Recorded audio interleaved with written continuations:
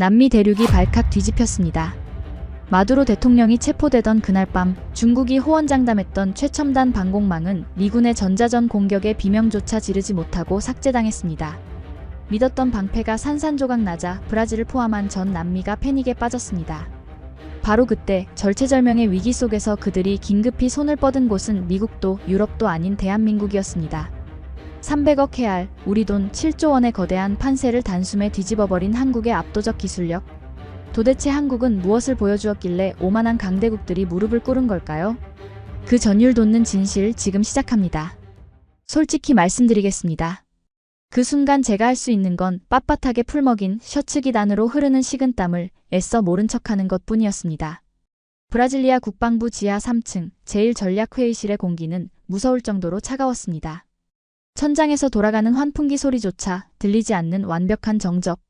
그 숨막히는 고요를 깬 건 프랑스 다소 4의 수석 로비스트 앙리가 찻잔을 내려놓는 달그락 소리 하나였습니다. 실장님 표정이 왜 그러십니까? 이건 비즈니스입니다. 강도질이 아니라. 앙리는 정말이지 우아한 남자더군요.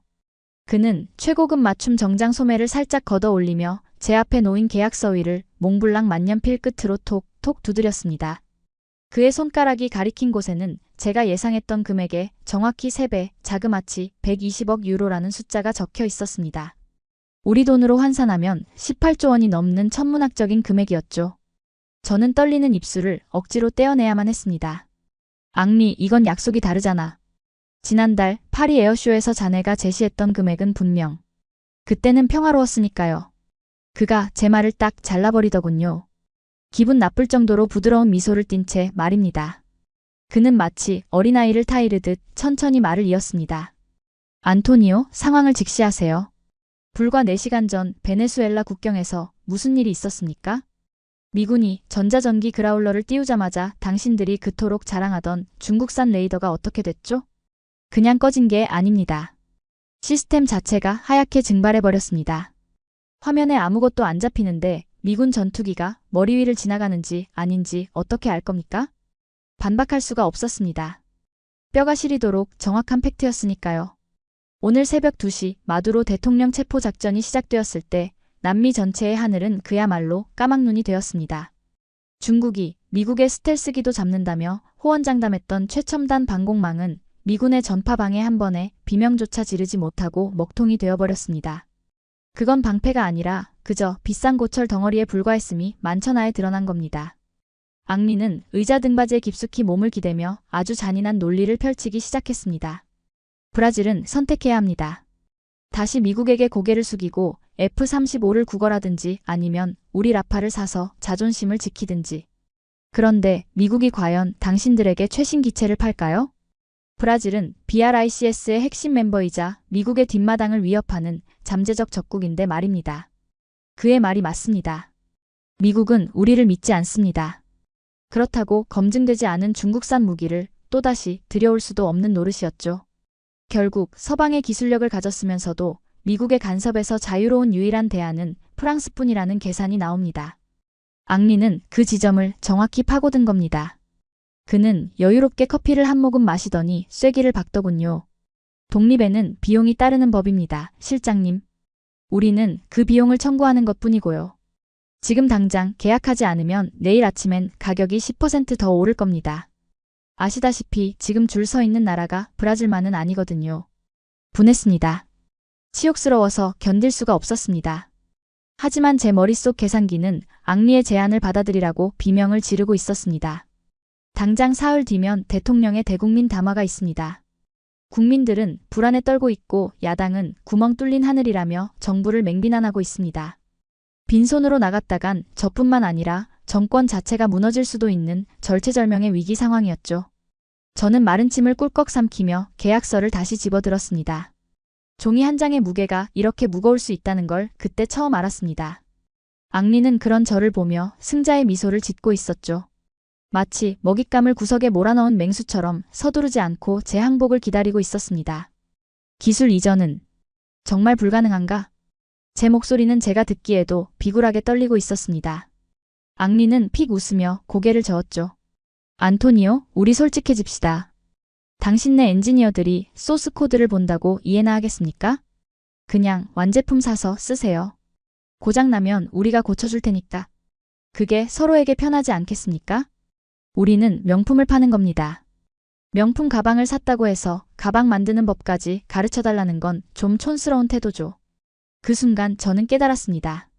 저들은 우리를 파트너로 보는 게 아니었습니다. 그저 돈 많은 호구, 위기 때마다 빨대 꽂기 좋은 먹잇감으로 보고 있었던 겁니다. 하지만 슬프게도 그 호구가 살 길은 저 오만한 프랑스인의 바짓가랑이를 잡는 것밖에 없다는 현실이 저를 더욱 비참하게 만들었습니다. 저는 만년필 뚜껑을 열었습니다. 딸깍하는 소리가 마치 제 목에 채워지는 족쇄 소리처럼 들렸습니다. 앙리의 눈이 탐욕스럽게 번들거리는 게 보이더군요. 그가 미리 준비해둔 샴페인 잔을 제 쪽으로 쓱 밀었습니다. 현명한 판단을 기다리겠습니다, 실장님. 건배는 도장을 찍은 후에 할까요? 손이 떨려 서명란의 펜 끝을 맞추기조차 힘들었습니다. 벙커 밖에서는 시위대의 함성이 희미하게 들려오고 제 눈앞에는 조국을 10년 동안 프랑스의 현금 인출기로 만들어버릴 노예 계약서가 놓여 있었습니다. 바로 그때였습니다. 굳게 닫혀있던 회의실 문이 벌컥 열리더니 제 비서관이 사색이 된 얼굴로 뛰어들어왔습니다. 평소답지 않게 숨을 헐떡이며 결례라는 것도 잊은 채 소리쳤죠. 실장님, 멈추셔야 합니다. 지금 막. 첩보가 들어왔습니다. 앙리의 미간이 처음으로 찌푸려졌습니다. 다 잡은 물고기가 튀어나갈까봐 짜증이 난 거겠죠. 저는 펜을 멈추고 비서관을 바라봤습니다. 무슨 일이야? 회의 중인 거 안 보이나? 그게 마두로가 체포되기 직전 베네수엘라 상공에서 유령을 봤다는 보고가 있습니다. 유령? 지금 농담할 기분 아니야. 아닙니다. 미군의 전자전 공격 속에서도 유일하게 레이더망이 살아남아 미군기를 추적했던 기체가 있었다고 합니다. 중국산이 아니었습니다. 순간 앙리의 눈동자가 흔들리는 걸 저는 놓치지 않았습니다. 비서관이 떨리는 손으로 태블릿 PC를 제 앞에 내려놓더군요. 흐릿한 위성사진 한 장. 그 속에는 베네수엘라의 정글 위를 날아가는 날렵한 기체 하나가 찍혀 있었는데 그 형상이 묘하게 낯설면서도 익숙했습니다. 이거 어디 소속이지? 제 질문에 비서관은 침을 꼴깍 삼키더니 믿을 수 없다는 듯한 목소리로 대답했습니다. 식별 코드가 K로 시작합니다.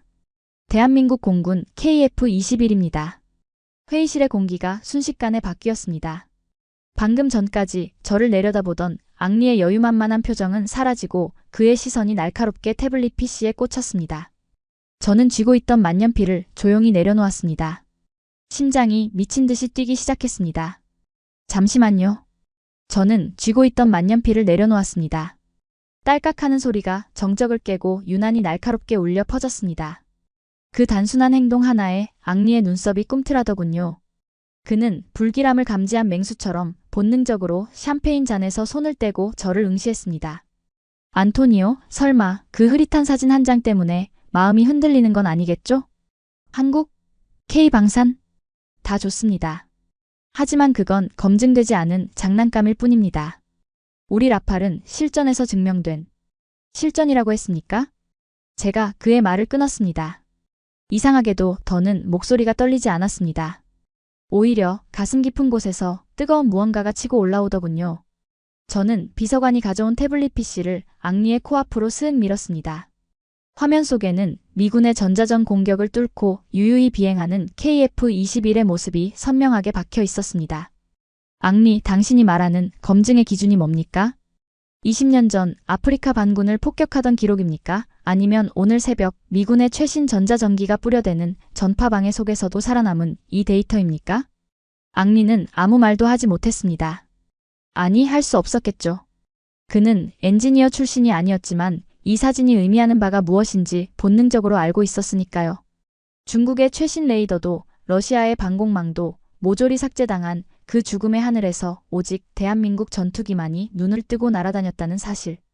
이건 장난감이 보여줄 수 있는 퍼포먼스가 아니었습니다. 저는 의자 등받이에 몸을 깊숙이 기댔습니다. 이제 갑과 을이 바뀌는 순간이었습니다. 당신은 아까 내게 독립에는 비용이 든다고 했지. 맞아. 하지만 그 비용이 굳이 프랑스의 퇴직금을 챙겨주는 방식일 필요는 없어. 120억 유로. 그 돈이면 한국 전투기를 2배는 더 사고도 남아. 게다가 저들은 최소한 우리를 호구 취급하진 않을 것 같은데 어떻게 생각하나? 앙리의 얼굴이 불그락푸르락 변해갔습니다. 그는 입술을 깨물며 자리에서 일어났습니다.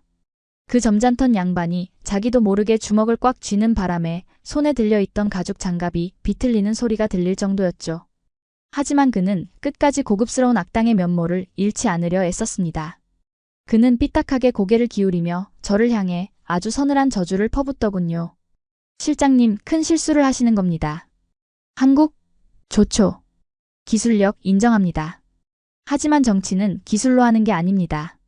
당신이 지금 걷어찬 게 단순한 계약서가 아니라 브라질의 생명줄이었다는 걸 곧 알게 될 겁니다. 협박은 안 통하네, 앙리. 나가주게. 협박이 아닙니다. 예언이지. 앙리는 쾅 소리가 나도록 문을 닫고 나갔습니다. 그가 사라지자마자 팽팽하게 당겨졌던 긴장의 끈이 탁 끊어지는 것 같았습니다. 비서관들이 환호성을 지르며 서로 하이파이브를 했고 저 역시 책상 위에 놓인 계약서를 북북 찢어 휴지통에 쳐박았습니다. 해냈다. 온몸에 힘이 빠져 의자에 늘어졌지만 기분만큼은 최고였습니다. 10년 묵은 채증이 내려가는 듯한 짜릿함. 저는 앙리가 따르려다만 샴페인을 제 잔에 채웠습니다. 비록 계약은 못했지만 축배를 들 자격은 충분하다고 생각했으니까요. 우리는 굴욕적인 노예 계약을 거부했고 더 강력하고 저렴한 대안인 한국을 찾아냈습니다. 이제 대통령께 보고하고 한국 측과 접촉하기만 하면 모든 게 해결될 터였습니다. 황금빛 액체가 목구멍을 타고 넘어가는 그 알싸한 느낌. 저는 눈을 감고 승리의 여운을 만끽했습니다.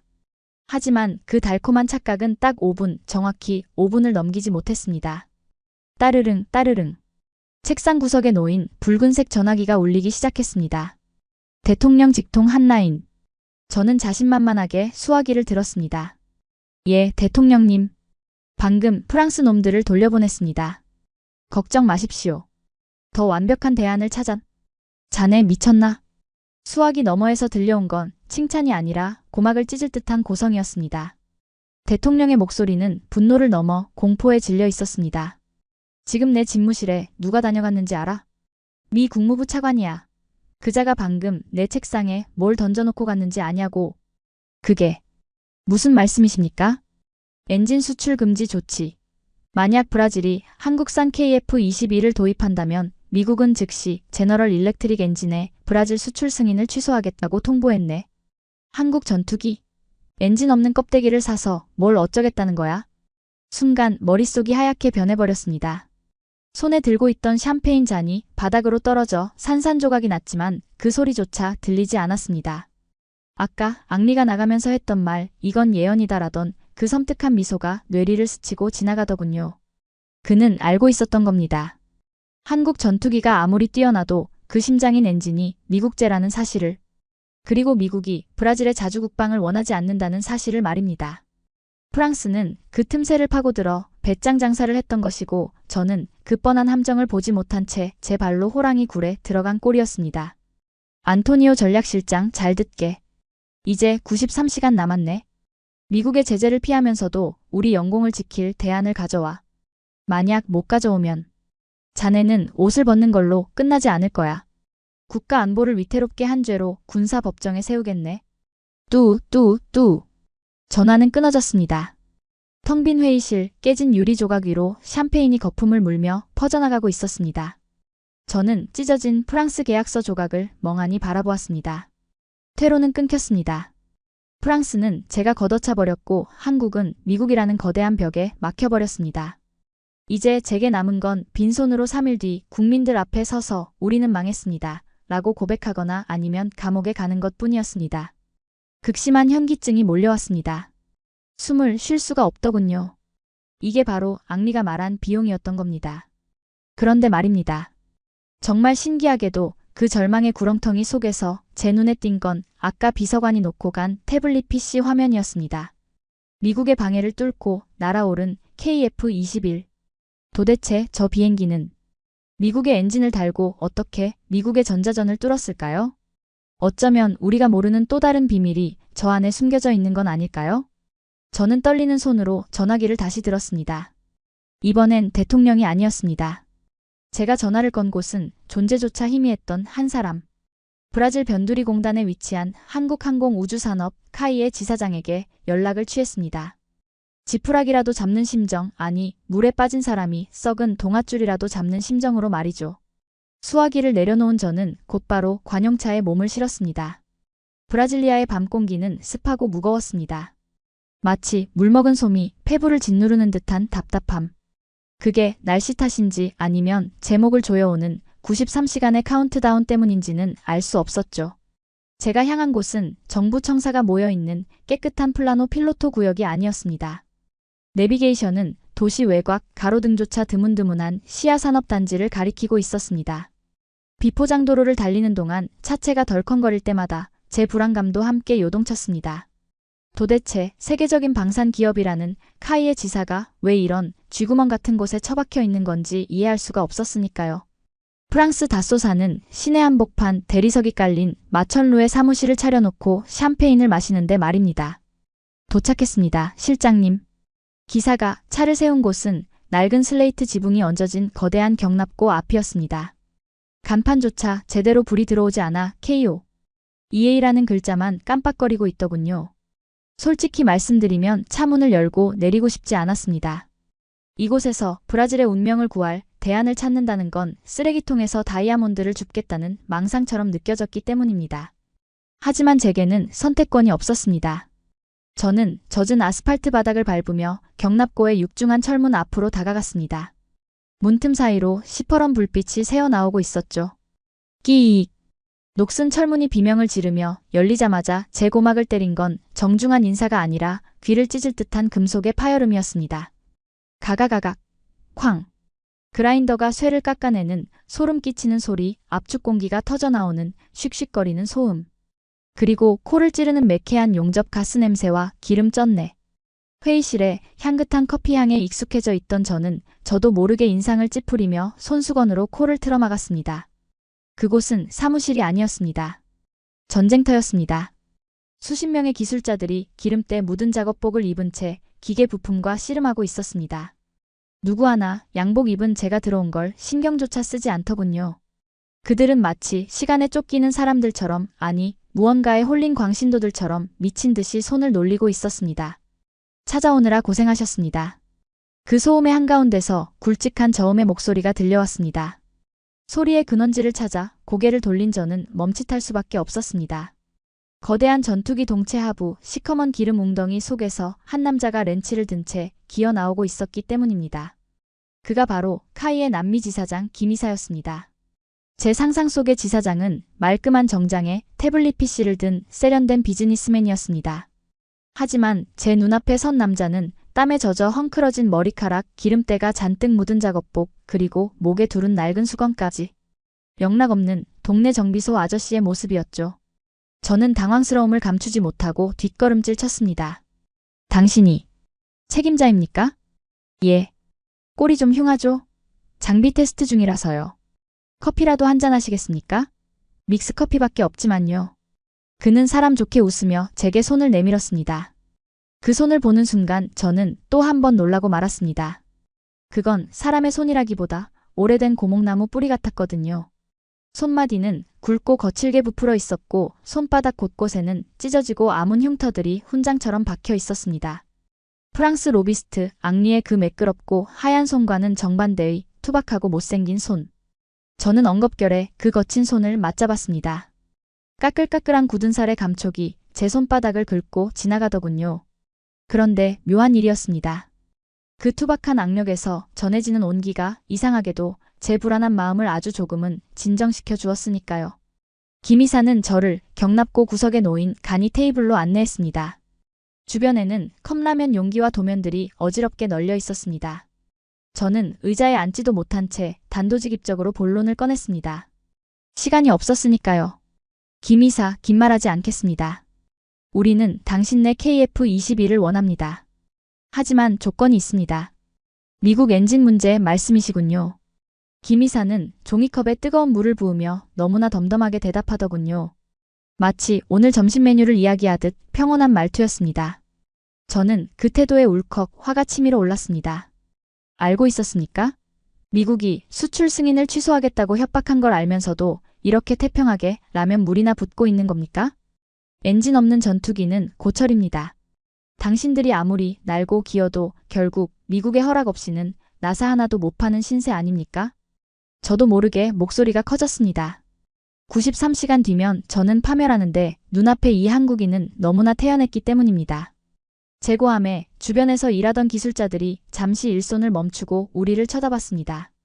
하지만 김 이사는 눈 하나 깜짝하지 않고 김이 모락모락 나는 종이컵을 제 앞에 내려놓았습니다.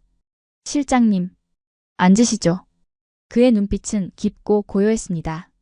앙리의 눈빛이 탐욕으로 번들거렸다면 김 이사의 눈은 마치 폭풍우가 몰아치는 바다 한가운데에 떠 있는 바위처럼 흔들림이 없었죠.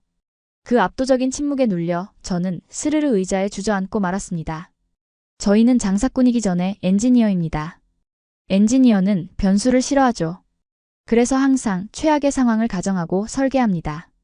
미국이 엔진을 막을 거라는 시나리오.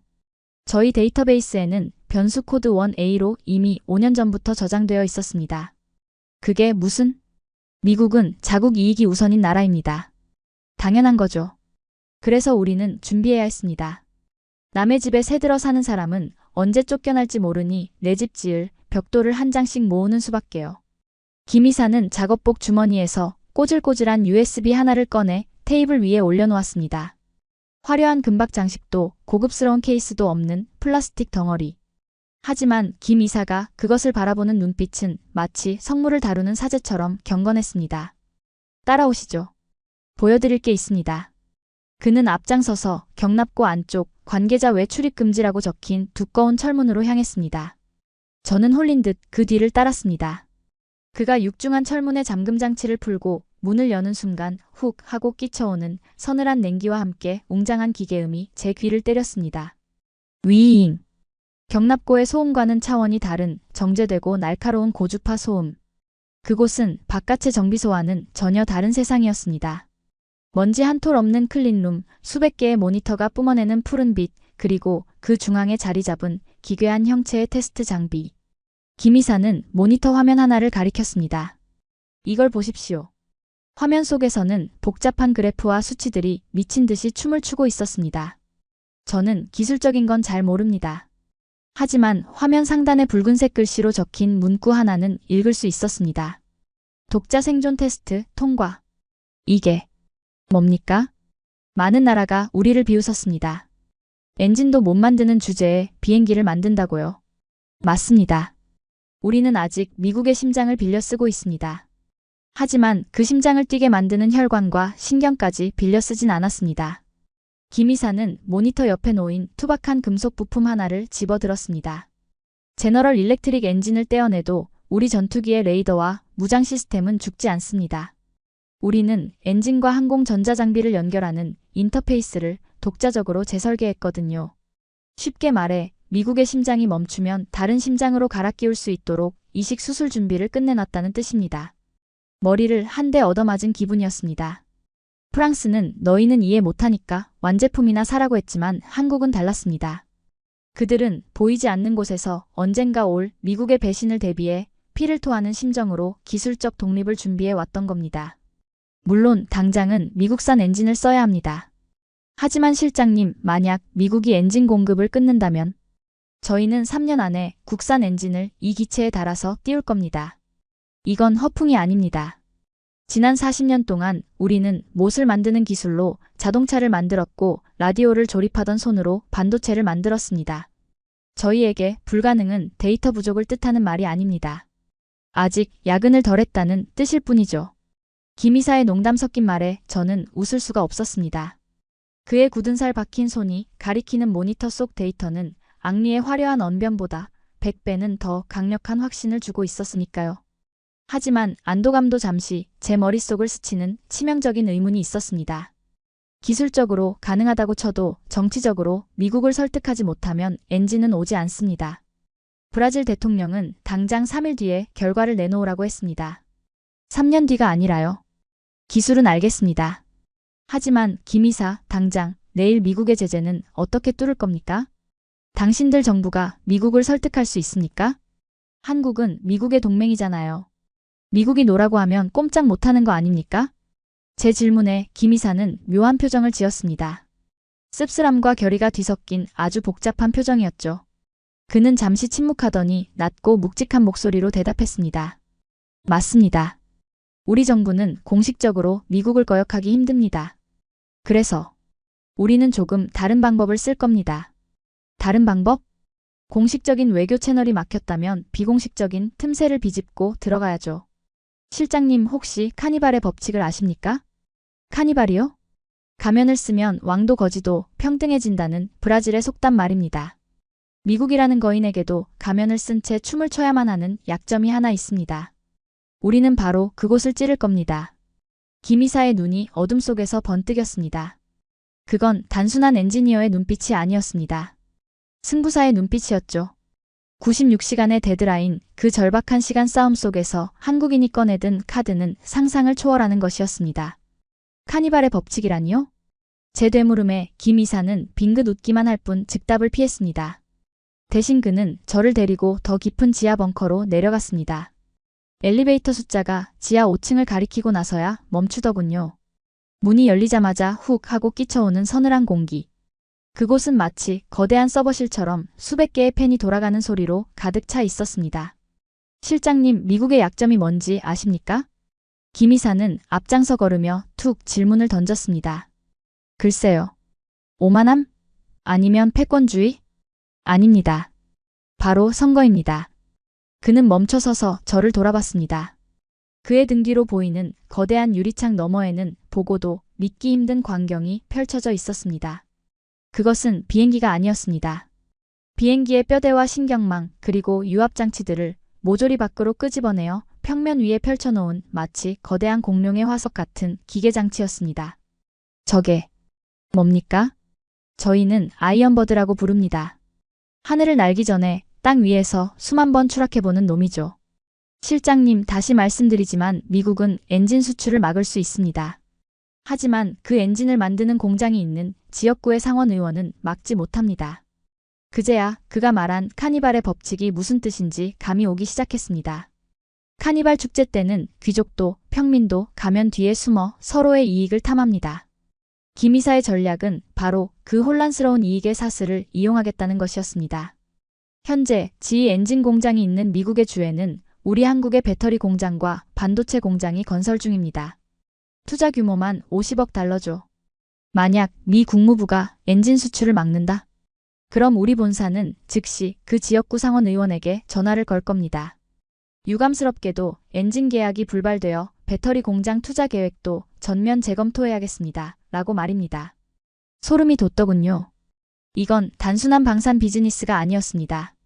한국은 자신들이 가진 제조업의 힘을 지렛대 삼아 세계 최강 대국인 미국의 팔을 비틀 준비가 되어 있었던 겁니다.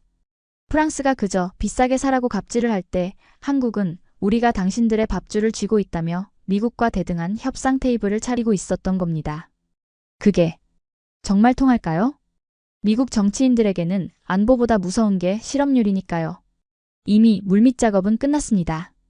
브라질이 결정만 하면 미국 내 로비스트들이 국무부를 압박하기 시작할 겁니다. 논리적으로 완벽했습니다. 아니, 섬뜩할 정도로 치밀했습니다. 저는 마른 침을 삼키며 유리창 너머에 아이언버드를 다시 바라보았습니다.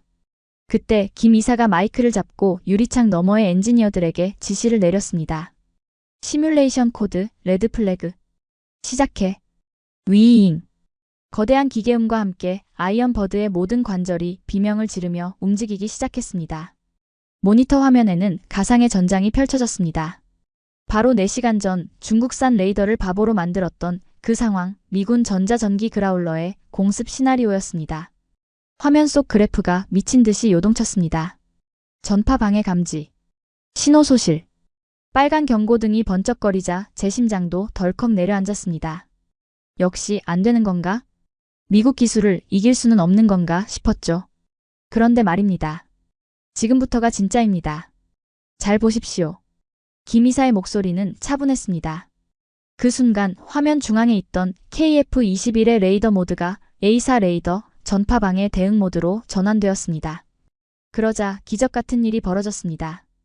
지지직거리며 노이즈로 뒤덮였던 레이더 화면이 마치 흙탕물이 가라앉듯 순식간에 맑아지기 시작했습니다. 그리고 그 깨끗해진 화면 위로 숨어있던 적기들의 위치가 붉은 점으로 선명하게 떠올랐습니다. 어떻게 이런 게 가능합니까? 저도 모르게 유리창에 얼굴을 들이밀었습니다. 프랑스 라팔의 구형 레이더는 꿈도 꾸지 못할 처리 속도였습니다.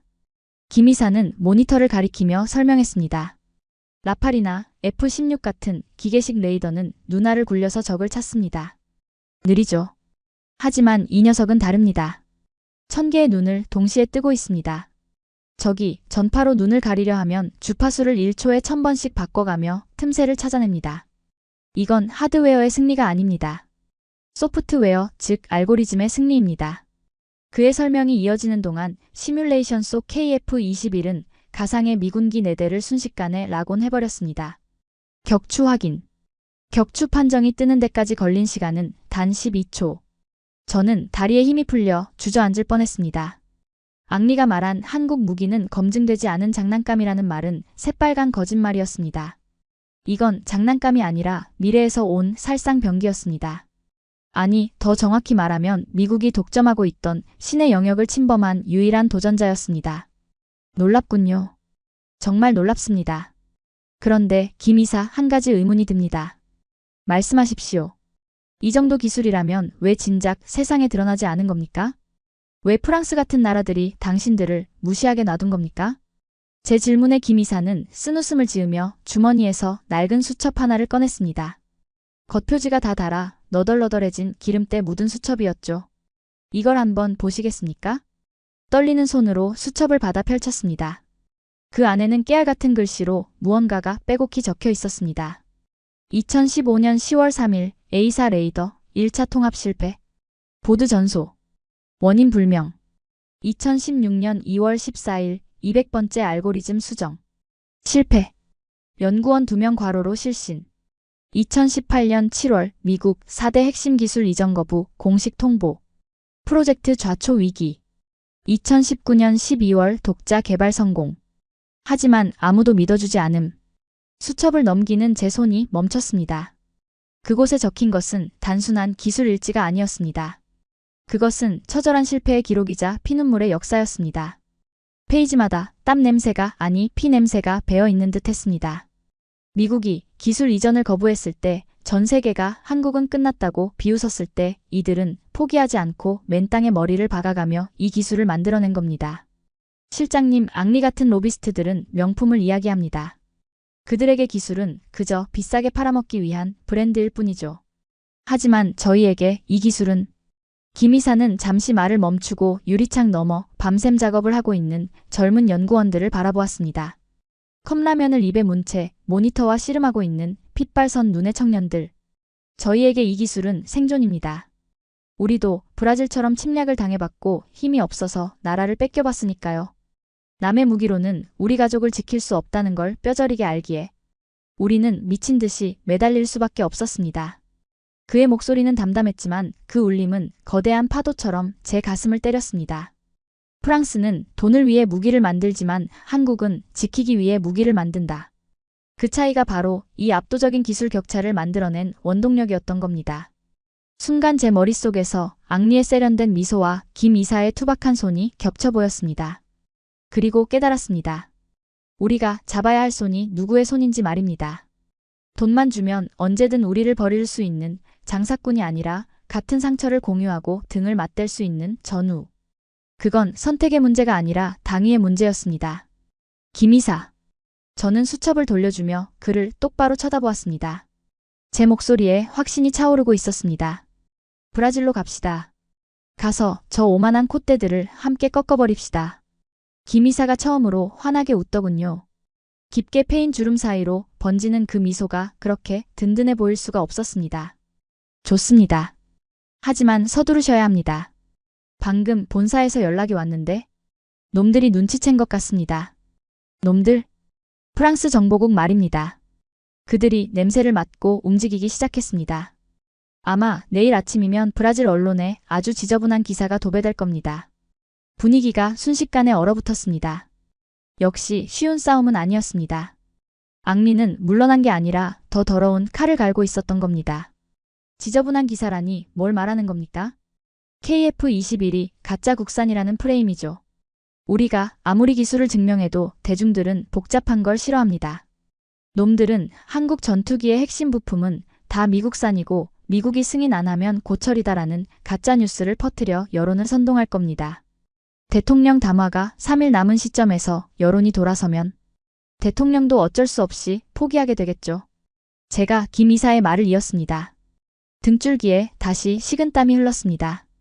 기술적 검증은 끝났지만 이제부터는 정치 공작과의 전쟁이었습니다. 그리고 그 전쟁터는 벙커가 아니라 브라질 국민들의 눈과 귀였습니다. 방법이 있습니까? 제 질문에 김 이사는 작업복 안주머니에서 또 다른 물건을 꺼냈습니다. 이번에는 USB도 수첩도 아니었습니다. 그것은 낡은 비디오 테이프 하나였습니다.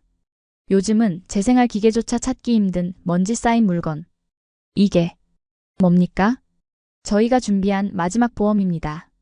30년 전 한국 공군이 겪었던 잊고 싶은 치욕의 역사. 하지만 브라질 국민들의 마음을 단숨에 돌려놓을 수 있는 가장 강력한 진실이 담겨 있죠. 김 이사의 눈빛이 비장하게 빛났습니다. 도대체 저 테이프 안에 무엇이 들어있길래 그는 이것을 보험이라고 부르는 걸까요?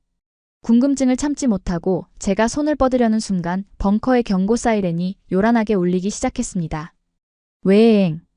무슨 일이야? 김 이사가 인터폰을 잡고 소리쳤습니다. 수화기 너머로 다급한 보안 요원의 목소리가 들려왔습니다. 지사장님, 정문 쪽에 기자들이 몰려왔습니다. 아니, 기자들뿐만 아니라 시위대까지. 누군가 고의로 정보를 흘린 것 같습니다. 모니터를 보니 경납고 밖은 이미 아수라장이었습니다. 한국산 고철 결사반대, 미국 식민지 무기 꺼져라라고 적힌 피켓을 든 시위대가 정문을 흔들고 있었습니다. 그 뒤에는 카메라 플래시를 터뜨리는 기자들이 하이에나 떼처럼 진을 치고 있었죠. 앙리였습니다. 그가 선수를 친 겁니다. 빠르군. 김 이사가 나지막히 읊조렸습니다. 우리는 갇혔습니다. 기술을 증명하기도 전에 여론재판대 위에 세워진 꼴이었습니다. 90시간 남은 시계바늘이 갑자기 미친 듯이 빠르게 돌아가는 것만 같았습니다. 쾅, 쾅, 쾅. 육중한 철문이 둔탁한 소리를 내며 울렸습니다. 밖에서는 확성기 소리와 성난 군중의 함성이 파도처럼 밀려오고 있었죠. 그 소음은 마치 당장이라도 우리를 집어삼킬 듯한 기세였습니다. 저는 본능적으로 셔츠 깃을 여미며 뒷걸음질 쳤습니다. 프랑스 놈들이 푼 가짜뉴스가 벌써 먹혀든 겁니다. 실장님, 여기 앉으십시오. 하지만 김 이사는 태산처럼 침착했습니다. 그는 구석에 처박혀 있던 낡은 VCR 플레이어의 먼지를 손으로 툭툭 털어내더니 아까 그 비디오 테이프를 밀어 넣었습니다. 지지직. 브라운관 TV 화면에 노이즈가 끼더니 곧이어 촌스러운 날짜 자막이 떴습니다. 1991년 11월 텍사스 포트워스. 화질은 엉망이었고 색감은 발해 있었지만 그 안에 담긴 현장의 공기는 숨막힐 듯 생생했습니다. 화면 속에는 앳된 얼굴에 동양인 청년들이 서 있었습니다. 헐렁한 양복을 입은 그들의 표정은 잔뜩 굳어 있었는데 맞은편에 앉은 미국인 엔지니어들은 다리를 꼬고 껌을 씹으며 거만하게 서류를 넘기고 있더군요. 곧이어 미국인이 서류를 바닥에 내동댕이 치는 장면이 나왔습니다. 아니, 기술은 안 팔아. 그냥 날개나 사라고. 화면 속 청년들 중 하나가 바닥에 떨어진 서류를 주우며 고개를 숙였습니다. 분함에 입술을 깨물어 피가 배어나오는 모습, 주먹을 쥐어 손톱이 살을 파고드는 모습이 클로즈업되었습니다. 그건 단순한 비즈니스 미팅이 아니었습니다. 기술을 구걸하러 간 약소국의 서름 그 자체였으니까요. 김 이사가 나지막히 설명했습니다. 저 청년이 바로 접니다. 30년 전 우리가 처음으로 초음속 훈련기를 만들어 보겠다고 미국에 갔을 때였죠. 문전박대당하고 조롱당하고 숙소로 돌아와 소주를 마시며 맹세했습니다. 내 자식들에게는 절대 이 치욕을 물려주지 않겠다고. 화면이 바뀌었습니다. 이번에는 경납고였습니다. 수백 명의 기술자가 태극기 앞에 모여 있었습니다. 그들의 몰골은 말이 아니었습니다. 며칠을 못 씻었는지 기름때가 꼬질꼬질했고 눈은 퀭했습니다. 하지만 그들 모두가 한 곳을 바라보고 있었습니다. 바로 국산 기술로 만든 첫 번째 비행기 KT-1의 출고식 장면이었습니다. 누군가 울기 시작하자 곧이어 경납고 전체가 울음바다가 되더군요. 사장이 울고 말단 직원이 울고 심지어 경비를 서던 군인들까지 눈물을 훔치고 있었습니다. 그건 기쁨의 눈물이 아니었습니다. 해냈다는 안도감과 그동안 겪었던 무시와 서름이 한꺼번에 터져나온 한서린 통곡이었습니다. 저는 멍하니 화면을 바라보다가 저도 모르게 뜨거운 것이 목을대를 치고 올라오는 걸 느꼈습니다. 그 화면 속 한국인들의 눈물에서 저는 우리 브라질의 얼굴을 보았기 때문입니다. 강대국들에게 자원을 뺏기고 경제를 저당 잡히고 늘 너희는 안 돼 라는 말을 들으며 살아온 우리의 지난 날이 그 테이프 안에 고스란히 들어 있었습니다. 실장님, 앙리는 우리 KF21을 가짜라고 했습니다. 하지만 이 눈물은 진짜입니다. 이 서러움을 아는 사람만이 진짜 독립된 날개를 만들 수 있습니다. 브라질 국민들에게 이 진심을 보여주십시오. 김 이사가 테이프를 꺼내 제 손에 쥐어주었습니다. 플라스틱 케이스의 온기가 제 손바닥을 통해 심장까지 전해지는 것 같았습니다. 더 이상 두려움은 없었습니다. 문 밖의 시위대도 가짜 뉴스도 무섭지 않았습니다. 우리에게는 그들의 거짓 논리를 부숴버릴 가장 강력한 무기, 진실이 있었으니까요. 갑시다, 김 이사. 정면 돌파합시다. 우리는 굳게 닫혀있던 철문을 활짝 열어젖혔습니다. 와! 쏟아지는 카메라 플래시 세례와 시위대의 고함이 시야를 가렸습니다. 계란 하나가 날아와 제 어깨에 맞았지만 저는 눈 하나 깜짝하지 않았습니다. 오히려 당당하게 기자들 앞으로 걸어나갔습니다. 그리고 김 이사가 쥐어준 테이프와 KF21의 독자 생존 테스트 결과 보고서를 높이 치켜들었습니다. 여러분, 찍으십시오. 그리고 똑똑히 보십시오. 프랑스가 우리를 돈주머니로 볼 때 한국은 우리를 형제로 대우했습니다. 이 안에 담긴 것이 바로 우리가 찾던 브라질의 미래입니다.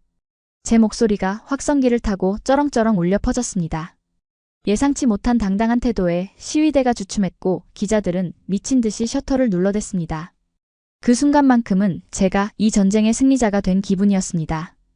여론을 반전시킬 한 방을 날렸다는 확신이 들었거든요. 우리는 그 혼란을 틈타 미리 대기시켜둔 차량에 올라탔습니다. 목표는 대통령궁. 이제 대통령에게 이 모든 자료를 보고하고 최종 재가만 받으면 끝나는 게임이었습니다. 차가 시위대를 뚫고 도로 위를 질주하기 시작하자 김 이사와 저는 서로를 마주보며 안도의 한숨을 내쉬었습니다. 해냈군요, 실장님. 당신 덕분입니다. 이제 앙리의 표정이 볼만하겠어. 그런데 말입니다. 정말 인생이란 얄궂은 것이더군요. 신은 우리에게 승리의 샴페인을 허락하는 듯 하다가도 잔을 입에 대는 순간 잔을 깨트려버리는 잔인한 취미가 있는 게 분명했습니다. 따르릉. 제 주머니 속 휴대폰이 울렸습니다. 발신자는 대통령 비서실장. 저는 들뜬 목소리로 전화를 받았습니다. 실장님, 지금 가는 중입니다. 완벽한 증거를 확보했습니다. 대통령님께 보고 드릴 시간을 오지 말게. 수화기 너머의 목소리는 마치 얼음장처럼 차가웠습니다. 평소 저를 아들처럼 챙겨주던 그 다정한 톤은 온데간데 없고 건조하고 딱딱한 사무적인 말투만이 돌아왔습니다. 예? 그게 무슨? 대통령님의 일정이 취소됐네. 아니, 정확히 말하면 자네와의 만남을 거부하셨어. 지금 당장 차를 돌리게. 그리고 당분간 직무 정지일세. 직무 정지라니요? 아니, 실장님. 도대체 무슨 일입니까? 10분 전까지만 해도 보고를 기다리시던 분이 갑자기 왜? 저는 소리를 질렀지만 돌아온 대답은 제 심장을 멈추게 만들기에 충분했습니다. 방금 미 합중국 대사가 대통령궁을 다녀갔네. 머리를 쇠망치로 얻어맞은 것 같았습니다. 미 대사가 직접 움직였다? 이건 단순히 엔진 수출을 막는 수준이 아니었습니다. 미국이 국가 차원에서 브라질 대통령을 직접 압박했다는 뜻이었습니다. 그리고 안토니오, 자네에게만 해주는 말인데. 정보가 샜어. 자네가 오늘 카이 지사로 갔다는 것, 거기서 뭘 봤는지, 심지어 자네가 가져오는 테이프의 내용까지. 앙리가 다 알고 있더군. 뭐라고요? 우리 내부에 첩자가 있네. 자네의 일거수일투족을 앙리에게 보고하는 놈이 있어. 그러니 지금은 아무도 믿지 말고 숨게. 끊겠네. 뚜. 전화가 끊긴 차 안에는 무거운 정적만이 감돌았습니다. 창밖의 풍경이 빠르게 지나갔지만 제 눈에는 아무것도 들어오지 않았습니다. 우리가 이긴 줄 알았습니다. 하지만 그것은 거대한 덫의 입구였을 뿐이었습니다. 앙리는 이미 우리보다 2수 아니 10수 앞을 내다보고 있었습니다. 그는 우리가 증거를 확보할 시간을 짐짓 벌어주었다가 가장 결정적인 순간에 미국 대사라는 조커를 꺼내 판을 뒤집어버린 겁니다. 게다가 우리 등 뒤에 칼을 꽂을 배신자까지 심어놓은 채 말이죠. 무슨 일입니까? 김 이사가 심상치 않은 분위기를 감지하고 물었습니다. 저는 힘없이 휴대폰을 떨어뜨리며 대답했습니다. 대통령이 등을 돌렸습니다. 미국이 개입했습니다. 차가 급브레이크를 밟으며 끼익 멈춰 섰습니다. 운전석의 기사도 당황한 눈치였습니다. 갈 곳이 없어진 겁니다. 카이 지사는 시위대에 포위됐고 대통령궁은 문을 닫았습니다. 우리는 도로 한복판에 고립된 낙동강 오리알 신세가 되었습니다. 이제 남은 시간은 72시간. 하지만 가장 큰 문제는 시간이 아니었습니다. 방금 비서실장의 말대로라면 지금 제 옆에 있는 운전기사 아니면 벙커의 동료들, 심지어 저를 돕겠다던 정치인들 중 누군가가 앙리의 첩자라는 사실입니다. 도대체 누구일까요? 누가 조국의 미래를 프랑스에 팔아넘기고 있는 걸까요? 의심의 독버섯이 피어오르기 시작하자 저는 옆에 앉은 김 이사조차 똑바로 쳐다볼 수가 없었습니다. 공포는 적이 강할 때 오는 게 아니라 아군을 믿지 못할 때 찾아온다는 걸 그때 뼈저리게 느꼈습니다. 그때였습니다.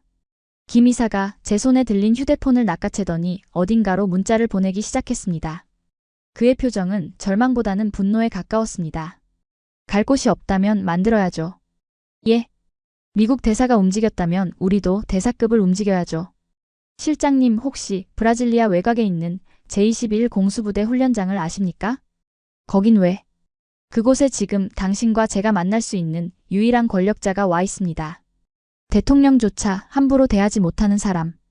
그분께 이 테이프를 보여드려야 합니다. 김 이사의 눈이 다시 한번 번뜩였습니다. 벼랑 끝에서 떨어진 줄 알았는데 그는 넝쿨 하나를 발견한 겁니다. 하지만 그 넝쿨이 동아줄일지 독사일지는 아무도 알 수 없었습니다. 우리가 향한 곳은 지도에도 제대로 나오지 않는 브라질리아 북쪽의 숲 제21 공수부대 훈련장이었습니다. 하늘에 구멍이라도 뚫린 듯 억수 같은 비가 쏟아지고 있었죠.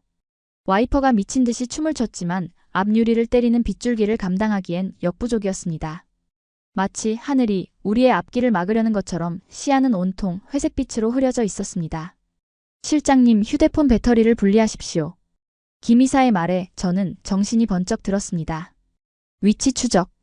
앙리와 내통하는 첩자가 있다면 제 휴대폰 신호는 실시간으로 감시당하고 있을 게 분명했으니까요. 저는 떨리는 손으로 배터리를 빼냈습니다. 그 순간 우리는 세상과 완전히 단절되었습니다. 디지털 세상에서 삭제된 존재가 되어버린 겁니다. 이제 우리를 지켜줄 수 있는 건 오직 트렁크에 실린 종이 뭉치와 낡은 비디오 테이프뿐이었습니다. 차는 진흙탕 길을 미끄러지듯 달렸습니다. 덜컹거리는 차체 안에서 제 머릿속은 온통 배신자에 대한 생각뿐이었습니다. 도대체 누가? 비서실장? 아니면 국방장관? 믿었던 사람들이 하나둘 용의선상에 오르자 속이 울렁거려 견딜 수가 없더군요. 도착했습니다. 기사의 목소리에 고개를 드니 빗속에 우뚝 솟은 철조망과 무장군인들이 보였습니다. 제21 공수부대. 브라질 최정예 부대이자 쿠데타의 역사 때마다 가장 먼저 거론되는 곳. 이곳의 지휘관인 실바 장군은 군 내부에서 아마존의 호랑이라고 불리는 인물이었습니다. 정치권의 눈치를 전혀 보지 않고 오직 국가 안보만을 생각하는 원칙주의자. 그래서 대통령조차 그를 어려워했죠. 김 이사가 말한 권력자가 바로 그였습니다. 끼익. 검문소 앞에 차가 멈추자마자 우비를 입은 병사들이 총구를 겨누며 달려들었습니다. 차에서 내려. 손 머리 위로. 환영 인사는 없었습니다. 병사들의 눈빛은 살기로 가득 차 있었죠. 빗물에 젖은 소총의 차가운 금속성이 제 심장을 찌르는 듯 했습니다. 저는 천천히 차에서 내려 빗속에 섰습니다. 차가운 빗물이 정장 안으로 스며들어 뼈까지 시리게 만들더군요. 안토니오 전략실장님 맞습니까? 검게 그을린 얼굴에 중대장이 다가왔습니다. 그렇다. 실바 장군을 만나러 왔다. 장군님께선 반역자를 만날 생각이 없다고 하십니다. 반역자라니? 그게 무슨 소린가? 상부에서 명령이 내려왔습니다. 국가 기밀을 프랑스에 팔아넘기려다 발각되자 도주 중인 안토니오 실장을 체포하라고 말입니다. 눈앞이 캄캄해졌습니다. 악리였습니다. 그 악마 같은 로비스트는 제가 손발이 묶인 틈을 타 저를 아예 매국노로 만들어버린 겁니다. 제가 프랑스 계약을 거부한 사실을 거꾸로 뒤집어 프랑스와 내통했다고 덮어씌운 것이죠. 정보와 언론을 장악당하니 진실은 순식간에 거짓이 되고 애국자는 반역자가 되어 있었습니다. 이건 모함이다. 나는 조국을 지키려. 체포해. 중대장의 건조한 명령에 병사들이 제 팔을 꺾어 눌렀습니다. 진흙바닥에 얼굴이 처박혔습니다. 입안으로 흙탕물이 들어오고 빗물 섞인 비린내가 코를 찔렀습니다. 이렇게 끝나는 건가? 브라질의 하늘을 지키려던 노력이 결국 차가운 진흙탕 속에서 끝나는 것인가? 절망감에 눈을 질끈 감았습니다. 그때였습니다. 잠깐. 천둥 소리보다 더 묵직한 목소리가 빗소리를 뚫고 들려왔습니다. 병사들의 동작이 일제히 멈췄습니다. 고개를 간신히 들어보니 훈련장 막사에서 한 노인이 걸어나오고 있었습니다. 군복 상의를 탈의한 채 흉터투성이의 상체에 비를 맞고 있는 거구의 사내. 실바 장군이었습니다. 그는 천천히 아주 천천히 제게 다가왔습니다. 그의 군화발이 제 코앞에서 멈췄죠. 그는 저를 내려다보는 대신 제 옆에 무릎을 꿇고 앉아있던 김 이사를 바라보았습니다. 자네가 K인가? 김 이사는 총구가 겨누어진 상태에서도 흐트러짐이 없었습니다. 그는 빗물에 젖은 안경을 고쳤으며 담담하게 대답하더군요. 카이의 김입니다. 장군님께 드릴 물건이 있어 왔습니다. 물건? 뇌물인가? 아니면 앙리가 보낸 협박장인가? 실바 장군의 눈이 매섭게 빛났습니다. 아니요. 브라질 군인들의 목숨값입니다. 김 이사의 입에서 나온 뜻밖의 단어에 실바 장군의 눈썹이 꿈틀했습니다. 김 이사는 품속에서 비닐에 꽁꽁 싸맨 서류 뭉치를 꺼냈습니다. 빗물에 젖지 않게 자신의 몸으로 감싸고 있던 그것. 바로 KF-21의 기술 이전 확약서와 소스코드 공유 각서였습니다. 장군님. 프랑스 라파를 사면 조종사들은 프랑스 교관에게 비행을 배워야 합니다. 정비사들은 프랑스 엔지니어가 부품을 갈아줄 때까지 손가락만 빨고 있어야 합니다. 전쟁이 나면 프랑스가 허락할 때까지 비행기를 띄우지도 못합니다. 그게 식민지 군대지 어떻게 브라질 군대입니까? 김 이사는 진흙바닥을 기어 실바 장군의 발치에 서류를 놓았습니다. 하지만 한국은 다릅니다. 우리는 고기를 주는 게 아니라 사냥하는 법을 가르쳐 드릴 겁니다. 이 서류에 적힌 대로 3년 뒤에는 브라질 엔지니어가 직접 정비하고 브라질 파일럿이 교관이 될 수 있게 하겠습니다. 우리 엔지니어 100명이 이곳에 뼈를 묻을 각오로 왔습니다. 실바 장군은 말없이 서류를 집어들었습니다. 빗물이 떨어지는 비닐 커버 너머로 깨알같이 적힌 조항들을 읽어내려갔습니다. 그의 표정이 미세하게 흔들리기 시작했습니다. 그건 단순히 좋은 조건이어서가 아니었습니다. 그 서류의 행간마다 배어있는 한국인들의 진정성을 읽었기 때문일 겁니다. 자국의 최신 기술을, 그것도 목숨과도 같은 소스 코드를 다른 나라에 넘긴다는 건 단순한 비즈니스 논리로는 설명이 안 되는 일입니다. 그건 동맹을 넘어선 혈맹의 각오가 없으면 불가능한 제안이었으니까요. 왜지? 실바 장군이 낮은 목소리로 물었습니다. 왜 한국은 이런 손해보는 장사를 하는 건가? 너희에게 남는 게 뭔가? 김 이사는 빗물을 닦아내지도 않은 채 그저 묵묵히 웃어 보였습니다. 장군님, 6.25 전쟁 때 남미의 청년들이 우리를 위해 피를 흘려줬습니다. 우리는 그 빚을 갚으러 온 겁니다. 그리고 우리도 외톨이였으니까요. 강대국 틈 바구니에서 살아남으려면 등을 맞댈 친구가 필요하다는 걸 우리는 압니다. 순간 실바 장군의 거친 손이 떨리는 것을 보았습니다. 그는 평생을 전장에서 보낸 군인입니다. 그에게 친구, 전우라는 단어가 얼마나 무거운 의미인지 김 이사는 정확히 꿰뚫고 있었던 겁니다. 풀어줘라. 장군의 명령이 떨어졌습니다. 병사들이 저를 누르던 손을 풀고 물러났습니다. 저는 비틀거리며 일어났습니다. 온몸이 진흙투성이었지만 기분은 날아갈 듯 했습니다. 브라질 군의 심장인 실바 장군을 얻었으니 이제 판을 뒤집을 수 있다고 생각했습니다. 하지만 위기는 항상 안심하는 순간에 찾아온다고 했던가요? 위잉. 갑자기 훈련장 상공에서 헬기 소리가 들려왔습니다. 한두 대가 아니었습니다. 서치라이트 불빛이 빗줄기를 뚫고 우리를 비췄습니다. 헬기 측면에는 선명하게 연방경찰 마크가 찍혀 있었습니다. 포위됐다. 중대장이 소리쳤습니다.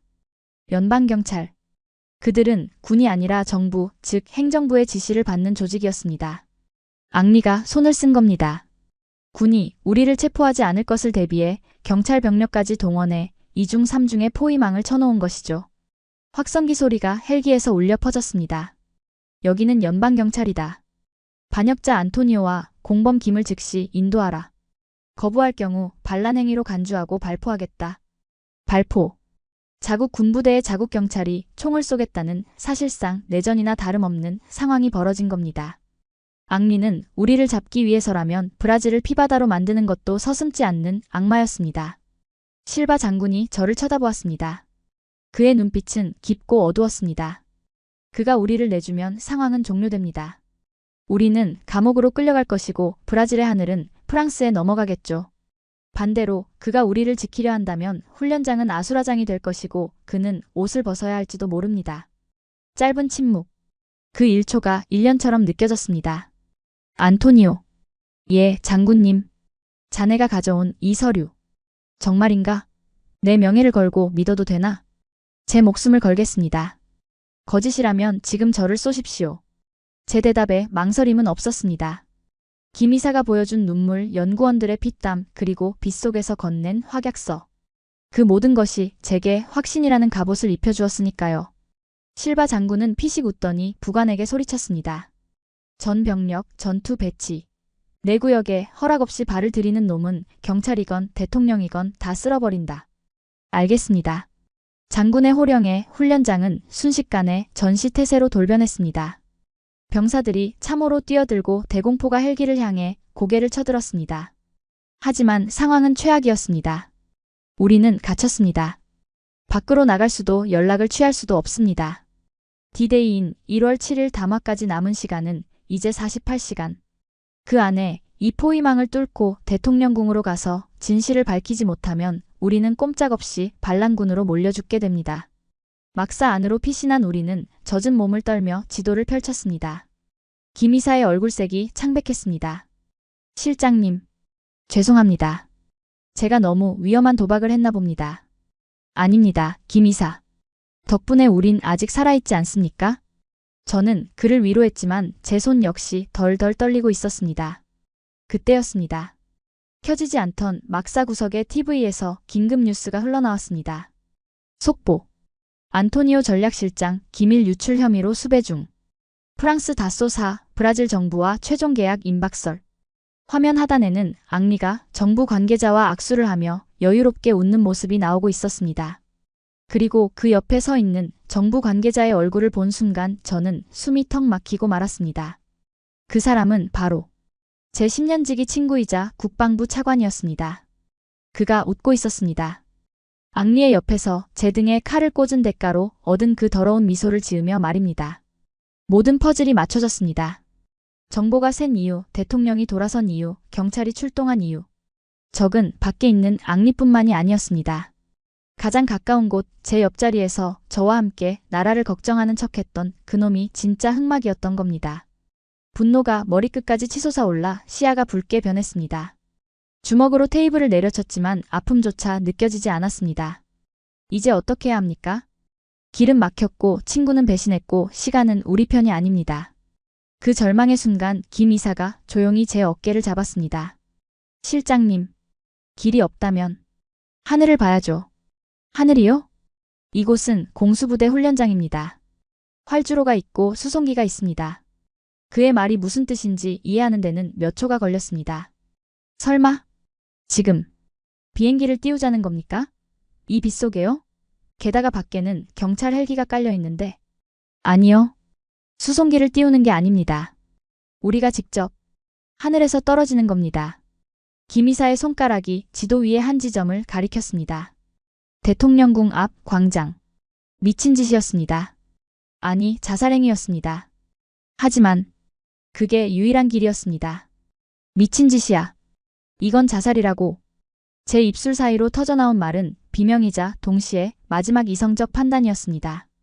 브라질리아의 밤하늘은 말 그대로 뚫려 있었습니다.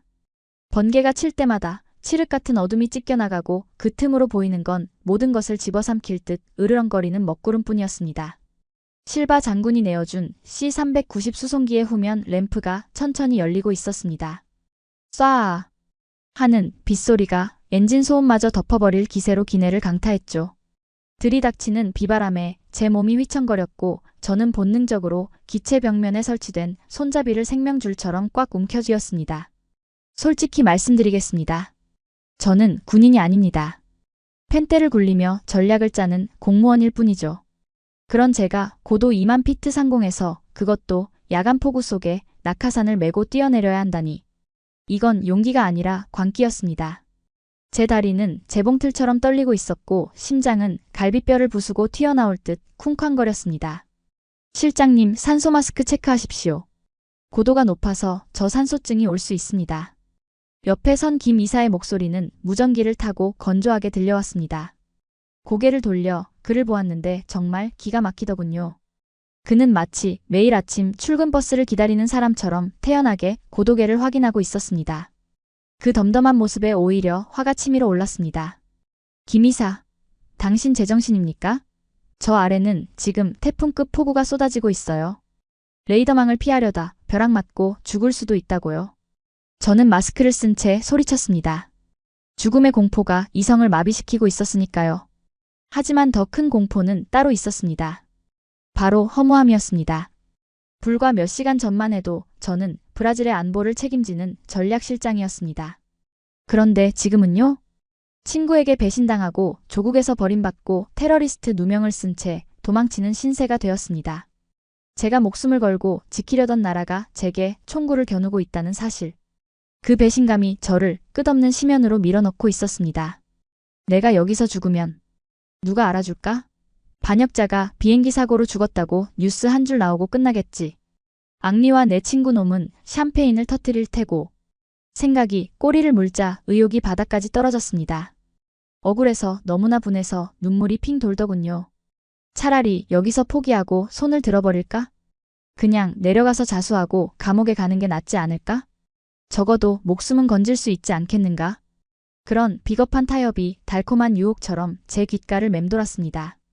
저는 고개를 떨구었습니다. 헬멧 위로 빗방울이 타닥타닥 떨어지는 소리가 마치 제 인생의 종말을 알리는 카운트다운처럼 들렸습니다. 실장님. 그때 김 이사가 제 어깨를 강하게 잡아챘습니다. 그의 악력은 거셌지만 동시에 묘한 온기가 느껴졌습니다. 저를 보십시오. 그는 자신의 가슴팍에 달린 주머니를 열더니 젖지 않게 코팅된 작은 사진 한 장을 꺼내 제 눈앞에 들이밀었습니다. 어두운 기내 조명 아래서 보인 그 사진 속에는 활짝 웃고 있는 어린아이 2명과 앳된 모습의 부인이 서 있었습니다. 김 이사의 가족 사진이었습니다.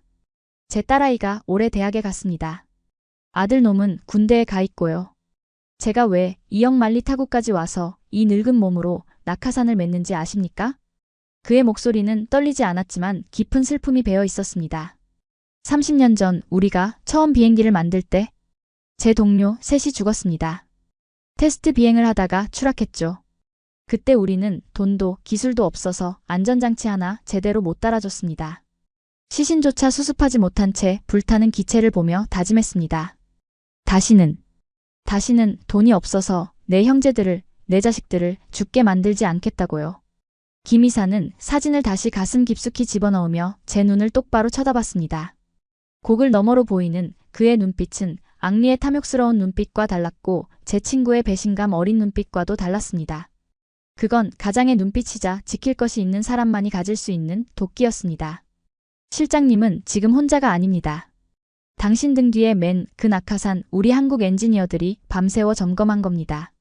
당신 품에 안은 그 서류 우리 연구원들이 20년을 바쳐 만든 피땀입니다. 우리는 당신을 죽게 내버려 두지 않습니다. 쿵. 그의 말이 제 가슴을 강타했습니다.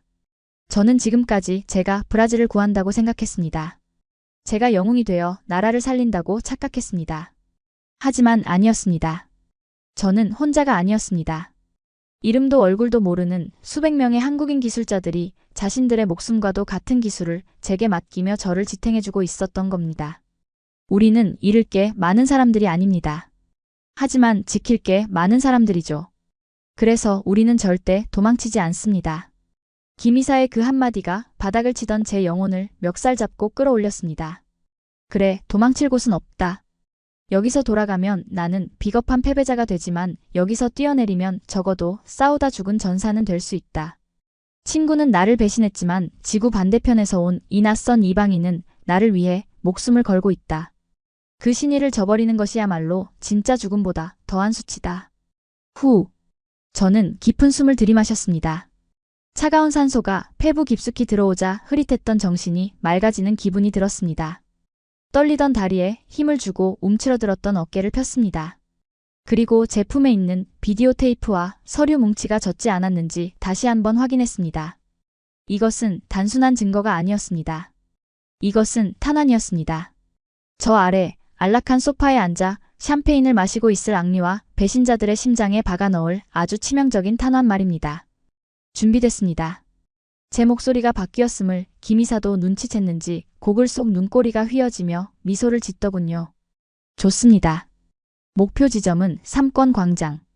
대통령궁 바로 앞입니다. 빗줄기가 거세서 레이더에는 잡히지 않겠지만 바람 때문에 조종이 쉽지 않을 겁니다. 저만 따라오십시오. 기내의 붉은 전멸등이 꺼지고 초록색 불이 들어왔습니다. 녹색 등 점등 강하게 시. 이제 돌이킬 수 없습니다. 발 아래 펼쳐진 세상은 검은 아가리를 벌린 지옥과도 같았지만 이상하게도 더 이상 무섭지 않았습니다. 제 곁에는 호랑이 같은 남자가 함께하고 있었으니까요. 가시죠, 실장님. 브라질의 아침을 열러. 김 이사가 망설임 없이 허공으로 몸을 던졌습니다. 저도 그 뒤를 따랐습니다. 발이 허공을 딛는 순간 중력이 사라지고 엄청난 가속도가 제 몸을 휘감았습니다. 으아악. 비명인지 함성인지 모를 소리를 지르며 저는 폭풍 우의 한가운데로 곤두박질 쳤습니다. 빗방울이 마치 기관총 총알처럼 온몸을 때렸습니다. 시야는 빙글빙글 돌고 고막이 터질 듯한 바람소리가 세상을 지배했습니다. 하지만 저는 눈을 부릅떴습니다. 저 아래 희미하게 빛나는 브라질리아의 불빛. 그곳에 진실을 기다리는 국민들이 있고 저를 파멸시키려는 악당들이 있습니다. 기다려라, 앙리. 그리고 기다려라, 내 친구여. 지옥에서 돌아온 내가 너희들의 그 추악한 가면을 벗기러 가고 있으니. 쾅! 지구의 중력이 제 발목을 낚아채는 순간 엄청난 충격이 온몸을 강타했습니다. 진흙탕 위를 몇 바퀴나 굴렀는지 모릅니다. 낙하산 줄이 온몸을 휘감았고 입안에는 비릿한 흙 맛과 피맛이 뒤섞여 느껴졌습니다. 하지만 저는 비명을 지를 새도 없이 벌떡 일어났습니다. 눈앞에 펼쳐진 광경. 그곳은 브라질리아의 심장 삼권 광장이었습니다. 칠흑 같은 어둠 속에서도 대통령궁, 의회, 대법원 건물의 윤곽이 번개 불빛에 번쩍이며 위용을 드러내고 있더군요. 그리고 제 옆에는 김 이사가 흙투성이가 된 채 하지만 멀쩡한 두 다리로 땅을 딛고 서 있었습니다. 그는 이미 낙하산 줄을 끊어내고 제게 손을 내밀고 있었습니다. 뛰십시오, 실장님. 시간이 없습니다. 우리는 미친 듯이 달렸습니다. 폭우는 여전히 쏟아지고 있었고 광장을 지키던 경비병들이 호각을 불며 달려왔습니다. 멈춰. 사살하겠다. 총구가 우리를 향했습니다. 하지만 그 순간 저 멀리 어둠 속에서 거대한 그림자들이 나타나 경비병들의 앞을 막아섰습니다. 실바 장군이 보낸 공수부대원들이었습니다. 그들이 미리 잠입해 길을 터준 덕분에 우리는 대통령궁의 거대한 유리문을 부술듯이 밀고 들어갈 수 있었죠. 대통령궁 거울의 방. 그곳은 바깥 세상과는 딴판이었습니다. 샹들리에가 눈부시게 빛나고 클래식 음악이 흐르는 우아한 연회장. 브라질의 정재계 인사들이 모여 샴페인 잔을 들고 있었고 단상 위에는 대통령과 국방장관 그리고 제 친구였던 배신자 국방차관이 서 있었습니다. 그리고 그 중앙에 앙리가 있었습니다. 그는 마치 이 나라의 정복자처럼 거만한 미소를 띠고 대통령에게 황금 만년필을 건네고 있더군요. 계약서에 서명하기 직전인 그 결정적인 순간이었습니다. 멈추십시오. 제 고함 소리가 연회장의 평화를 깨트렸습니다. 음악이 뚝 끊기고 수백 개의 시선이 일제히 입구로 쏠렸습니다. 사람들은 경악했습니다. 최고급 정장이 아닌 진흙범벅이 된 전투복, 빗물에 젖어 물을 뚝뚝 흘리는 두 남자의 몰골은 그 화려한 장소와 너무나 이질적이었으니까요. 안토니오? 대통령이 믿을 수 없다는 듯 저를 불렀습니다. 그러자 옆에 있던 배신자 국방차관이 사색이 되어 소리치더군요. 경호원. 뭐 하는 거야?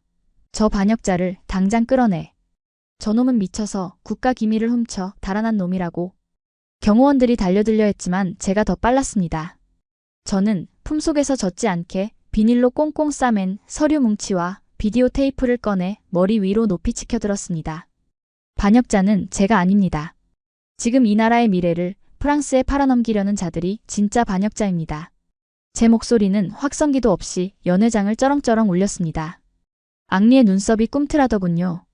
그는 짐짓 여유로운 척하며 특유의 그 비릿한 미소를 지으며 앞으로 걸어 나왔습니다. 이거 참 낭만적인 등장이군요, 안토니오 실장. 하지만 쇼는 그만합시다. 당신이 들고 온 그 쓰레기 같은 서류가 뭘 증명할 수 있죠? 한국의 기술? 제가 장담하건대 그건 미국의 허락 없이는 나사 하나도 못 쓰는 모조품일 뿐입니다. 앙리는 청중들을 향해 두 팔을 벌리며 선동했습니다. 여러분 보십시오. 저자는 지금 브라질을 위험에 빠뜨리려 하고 있습니다. 검증된 프랑스의 라파를 거부하고 엔진도 없는 한국 전투기를 사자고 합니다. 그게 애국입니까?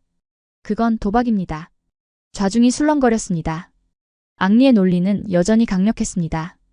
안전과 검증. 겁쟁이들을 설득하기에 그보다 좋은 명분은 없었으니까요. 국방 차관도 거들며 비웃음을 날렸습니다.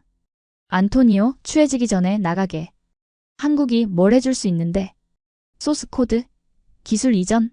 말은 번지르르하게 하겠지. 하지만 계약서에 도장 찍고 나면 딴소리할 게 뻔해. 우리가 어디 한두 번 당해봤어? 모든 상황이 우리에게 불리하게 돌아가고 있었습니다. 경호원들이 제 팔을 잡으려 했습니다. 바로 그때 침묵을 지키던 김 이사가 제 앞으로 나섰습니다. 그는 진흙 묻은 군화를 신은 채 대리석 바닥을 또각또각 걸어 단상 바로 밑까지 다가갔습니다. 그리고 앙리의 눈을 똑바로 쳐다보며 아주 차분하고 낮은 목소리로 물었습니다. 당신들은 무기를 팔지만 우리는 약속을 팝니다. 뭐라고요? 앙리 씨. 당신네 다소사가 브라질에 제안한 계약서 34조 2항을 읊어보시죠. 앙리의 표정이 일그러졌습니다. 김 이사는 멈추지 않았습니다. 기억 못하십니까? 제가 대신 말해드리죠. 핵심 정비 기술은 프랑스 본사의 승인을 받아야 하며 무단 개봉 시 계약을 파기한다. 맞습니까? 연회장이 찬물을 끼얹은 듯 조용해졌습니다. 그것은 블랙박스 조항이었습니다.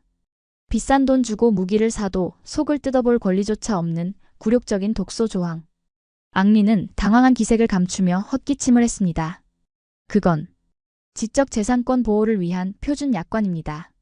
표준? 누구를 위한 표준입니까?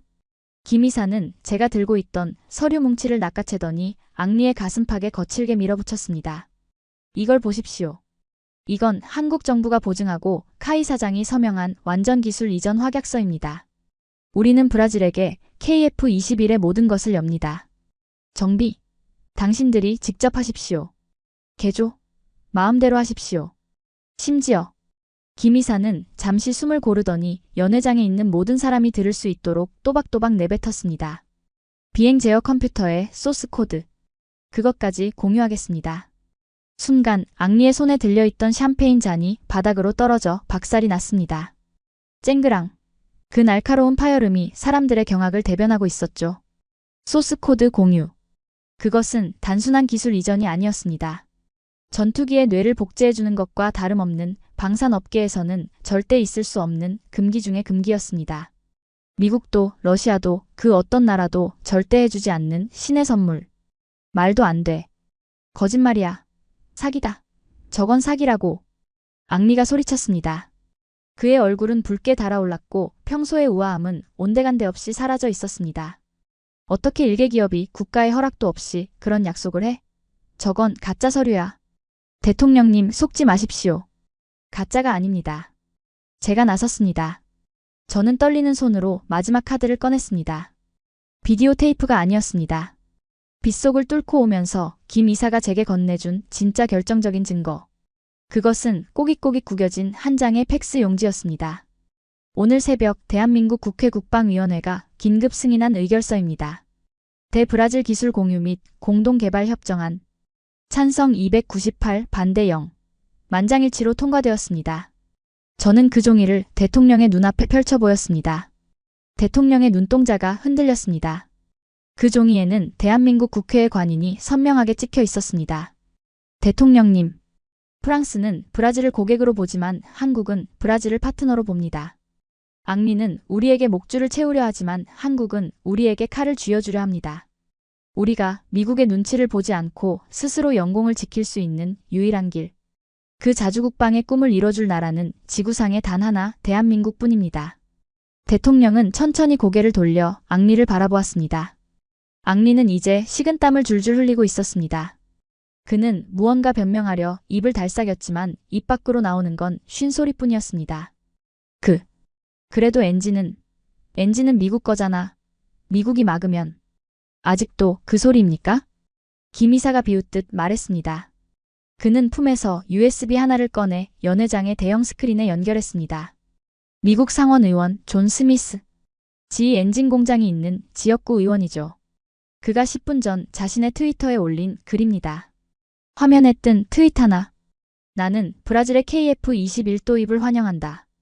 이는 자유진영의 승리이며 우리 지역구의 일자리를 지키는 길이다. 카니발의 법칙을 기억하십니까, 앙리 씨? 우리가 미국의 배터리 공장 투자를 걸고 넘어지자 저 의원은 국무부에 전화해 소리를 질렀다더군요. 내 지역구 유권자들을 다 해고시킬 셈이냐고 말입니다. 국무부는 엔진 수출 승인을 방금 막 허가했습니다. 완벽한 체크메이트였습니다. 앙리의 다리가 풀리는 게 보였습니다. 그는 휘청거리며 단상 옆에 테이블을 짚었습니다. 그의 완벽했던 논리, 치밀했던 공작, 오만했던 태도. 그 모든 것이 한국인들이 준비한 팩트와 집요함 앞에서 모래성처럼 무너져 내린 겁니다. 연회장 안에는 무거운 침묵이 흘렀습니다. 아무도 말을 잇지 못했습니다. 300억 헤알, 7조 원의 거대한 판세가 단숨에 뒤집히는 순간을 목격한 사람들은 그저 입을 벌린 채 우리를 바라볼 뿐이었습니다. 대통령이 천천히 자리에서 일어났습니다. 그는 앙리가 내밀었던 프랑스와의 계약서를 집어들었습니다. 그리고 아주 천천히 종이가 찢어지는 소리가 연회장에 울려 퍼지도록 그것을 반으로 찢어버렸습니다. 지긋지긋하군요. 대통령은 찢어진 종이 조각을 앙리의 발치에 툭 던졌습니다. 내 나라를 돈벌이 수단으로만 보는 당신들의 그 오만함 이제 신물이 납니다. 나가주십시오. 네. 대통령님. 이건 실수하시는 겁니다. 후회하실 겁니다. 앙리는 발악했지만 이미 경호원들이 그의 양팔을 붙잡았습니다. 끌려나가는 그의 꼴은 더 이상 우아한 귀족이 아니었습니다. 시장 바닥에서 행패를 부리다 쫓겨나는 잡배와 다를 바 없었죠. 그리고 제 친구였던 배신자 국방차관. 그는 사시나무 떨듯 떨며 대통령의 눈을 피하고 있었습니다. 대통령은 그에게 시선조차 주지 않고 차갑게 명령했습니다. 자네는 군사법정에서 보게. 상황이 종료되자 대통령은 단상에서 내려와 우리에게 다가왔습니다. 진흙투성이가 된 저와 김 이사. 냄새나고 더러운 몰골이었지만 대통령은 개의치 않고 제 어깨를 감싸 안았습니다. 고생했네, 안토니오. 자네가 나라를 구했어. 그리고 그는 김 이사에게 손을 내밀었습니다. 미스터 김. 당신들의 그 무모한 용기에 경의를 표합니다. 브라질은 오늘 진정한 친구를 얻었습니다. 김 이사는 그 투박하고 굳은 살 박힌 손으로 대통령의 손을 맞잡았습니다. 두 사람의 악수. 그것은 단순한 비즈니스 계약이 아니었습니다. 지구 반대편 닮은 상처를 가진 두 나라가 서로의 등을 맞대기로 약속하는 역사적인 혈맹의 순간이었습니다. 카메라 플래시가 미친 듯이 터졌습니다. 그 눈부신 섬광 속에서 저는 김 이사의 얼굴을 보았습니다. 30년 전 낡은 비디오 테이프 속에서 서러움에 눈물 흘리던 그 청년은 이제 없었습니다. 대신 세계를 상대로 당당하게 승리한 자랑스러운 대한민국의 아버지가 그곳에 서 있었습니다. 그렇게 폭풍우가 지나갔습니다. 거짓말처럼 비가 그치고 브라질리아의 밤하늘에는 별이 쏟아지고 있더군요. 지금 시각 불과 4시간 전만 해도 나라가 망하니 많이 했던 그 아수라장은 이제 온데간데 없습니다. 삼권 광장은 대통령의 담화가 끝난 후 대한민국 만세를 외치는 시민들의 환호성으로 가득 차 있으니까요. 저는 지금 대통령궁 발코니에 홀로 서서 아직 잉크도 마르지 않은 최종 계약서를 내려다보고 있습니다. 대한민국 브라질 포괄적 방산협력 및 KF-21 공동생산 계약. 이 종이 한 장을 얻기 위해 우리는 지난 96시간 동안 지옥을 오갔습니다. 앙리는 연방경찰에 체포되어 구치소로 이송되었고 제 등에 칼을 꽂았던 국방차관은 헌병대 차량에 실려가면서도 끝내 고개를 들지 못했습니다. 정의가 구현된 셈이죠. 그런데 말입니다. 모든 것이 해피엔딩으로 끝난 이 순간 정작 이 기적을 만든 주인공은 보이지 않았습니다. 샴페인을 터뜨리고 사진을 찍느라 바쁜 고위 관료들 틈에서 김 이사의 모습이 사라진 겁니다. 저는 황급히 연회장을 빠져나와 주차장으로 향했습니다. 아니나 다를까 그는 흙투성이가 된 군복 바지를 대충 털어내며 낡은 코란도 벤 짐칸에 짐을 싣고 있더군요. 김 이사, 어디 가십니까? 대통령 주최 만찬이 남았습니다. 당신이 오늘의 주역인데 이렇게 가시면 어떡합니까?